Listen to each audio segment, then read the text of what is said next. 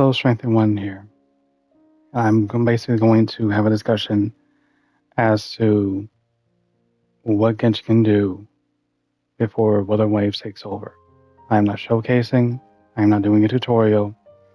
I'm just letting you know that eventually my mindset on Genshin is going to change forever. Natlan's war, for example, was not really war at all. When you're in locations where it looks peaceful, it looks calm, cool, and collected, none of it came off as, oh, this is a war-torn location. It's a nation of war. It's a nation of, power and everything else in the world. Yes, characters had died. Well, side characters had died during the Archon quest. And yes, I know the so-called VA strike will also hurt it. But, and a huge but, it didn't grip me as much as other locations had done so. Excuse me. Like Fontaine was basically law and order to that. You had your own courtroom. We had cases in a courtroom. In almost every single question, including the Archon quest, somebody died or someone was involved in death. You had Risley, one of the most mid crowd characters I've ever gotten, also was in jail, was working in the jail, also part of the jail because of him killing his parents. And Alikana losing her best friend because she had to kill her. That actually brought out the true, meaning to the game itself. But at the same time, how long is it going to be until we find our twin? When we went to the Nation of War, as I said before, there's almost no form of darkness whatsoever to it. I know that kids play this game as well too, but I was a kid as well too back in the day. I played my fair share of darker games. And I know that adults play this game as well too. And that's how you're making your money. But even then, for those who are free to play, they can't always put their money in. They can't always buy the battle pass. They have to rely on luck in order for them to get the next character they want. And it's not at all fair to them that they have to calculate every single pull that they make. They have to calculate every single wish that they want to get. They have to calculate when said character is going to come back. Like, even though we haven't had Rise since last year, almost nobody owns him. But everybody's going to go for Farina. No one's going to go for this new 5-star character that's supposed to be in the standard banner. Not like they did with Dia, not like they would do with Tainari. But this one is not going to do as well as other so-called standard 5-stars. Why don't you put Albedo in that banner? Why didn't you put Child in that banner for that matter? Why don't you put the characters that most people don't really use in the standard banner? But at the same time, though, right, most players who do try to pull what they want to, they go for the aesthetics before they go for, is this viable to my team? Yes, as you can see here, I won my fair share of 50-50s as well too, and I'm not going to name them all. But at the same time, though, as you can see here, I built the majority of them. But do I use them all? Absolutely not. I really don't. And the reason why, as you can see, there's a bunch of them level 90 is because what I'm also trying to do is build them for the Mezzanine Theater so that other players can use them. So that other players can, have a shot of actually getting the gems that they want. That's for me, I'm just wishing for the hell of it. Doesn't matter to me what I get. What matters to me is that everybody else is enjoying the game how they want to. But there's a lot that has to change in order for them to not lose to Wuthering Waves. And the biggest thing that they could change, well, they could try to maintain, is the classiness that they had when they first started the game. Do I really need to see characters too scantily clad or certain features heavily enhanced? And yes, I know I'm a man of culture, a man of straight and everything else in the world, but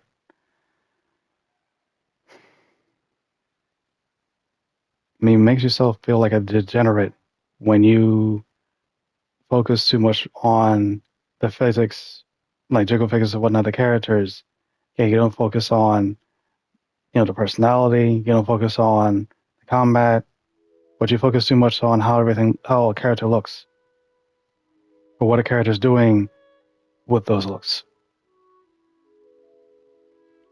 Like Yelan is one of the best in the game. Does she really have to have, this much showing her skin? Not really, not that much. Didn't have to. Shoga's one of the best archons in the game. Did we have to have a sword pulling out of her shirt? Absolutely not. But again, I'm not just bitching here, just complaining about how the game is being done. What I just want to see is just a bit more of improvement. If you're going to make stuff about war, then make it war related. What we had was the fakest version of war I've ever seen in my life. We had some characters died, but still it was very, very beyond peaceful. Very much beyond peaceful. And they didn't have to be.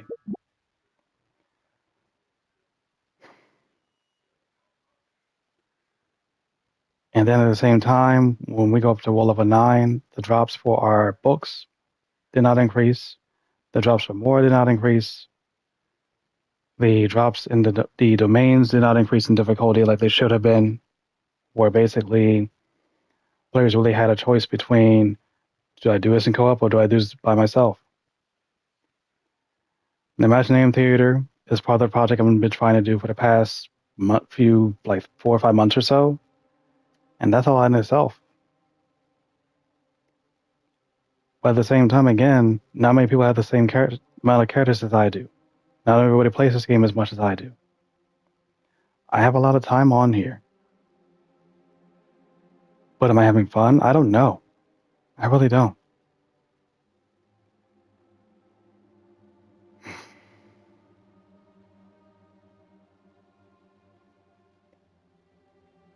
Genshin is losing me. And I also want, but at the same time, I still do want to enjoy it more than what I am right now. I haven't done a tutorial on here in a long time because there's not really much I can do a tutorial on unless anybody else has the same thing that I do. Like, do you have Chaska yourself? A girl who can basically just sit on a gun and shoot with it? Do you have Zelonin basically go attacks with her legs the whole time? Do you have Malvika who literally attacks with a motorcycle the whole time? Do you have Walani? No, I don't think everybody does. Do you have Never Let Yourself? Do you have MSC too? I do. Who else does? I don't know. Because at the same time, the gacha system is not helpful. And when it comes to the planning of said gachas, it's also not helpful for the players as well. Well, if we can sit Lolly with this for a very long time, you have basically brand new characters who actually are useful together on the same banner. That wasn't fair to most players who couldn't get them. And then you have Alakino and Clorin. Alakino being, yes, again, I guess I'm going to keep saying it, one of the best DPS in the game, pyro-wise, and one of the best electro characters, Clorin. You shouldn't have done that. There were other characters that you could have picked that could be useful and be on those banners. But again, not everybody can afford it. And then at the same time, though, right, and I say this to the YouTubers who also put on this channel. If you're going to talk about the wishes of the characters that you have, Talk about the builds that you also have as well too. I don't mean by the ones that are meta. I don't mean by the ones that just get you the job done. I mean, show me builds, even if you may have a half-ass build, they still work. My Sino build is half-ass, 58% crit rate, crit damage with high attack, but he does the same damage as anybody else who has his weapon. Who else do I have? I have Yolanda just at C0, and she's already busted as it is with the stats that I have here. If I could have wanted to, I could have gotten her to 300% crit damage, but I don't want to. When you build a character that's just enough where you can actually explore the whole entire place, that's better than when it comes to you doing the Spiral Abyss. Now, everybody can do the Spiral Abyss because they don't have the money for it. It's not the time, it's not the skill, it's the money for it. And there needs to be other ways for players to test their skills without them having to pay an arm and a leg.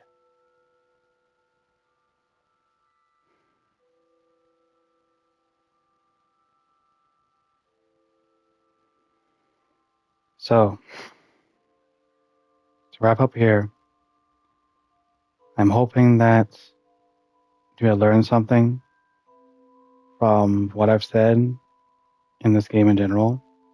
And don't get me wrong, if you still love this game, play it as you want to. But he might call when it comes to how much money you spend for the characters that you want. He might call when it comes to the content that you want to enjoy. Don't just look at a character just because he or she looks cool and you want to add him or her to your team.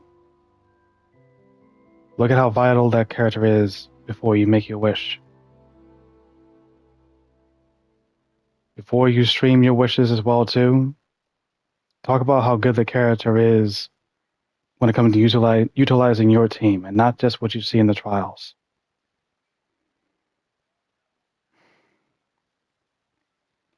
And when it comes to the story itself, talk about how the story is. Don't just pinpoint what's weird or what's cool about it. Talk about as to why the twins are looking for each other.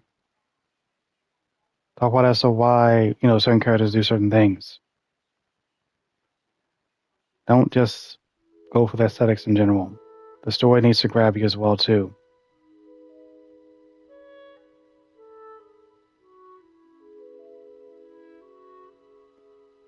Thank you for your time. And I hope 5.4 goes well for all of you. Good day.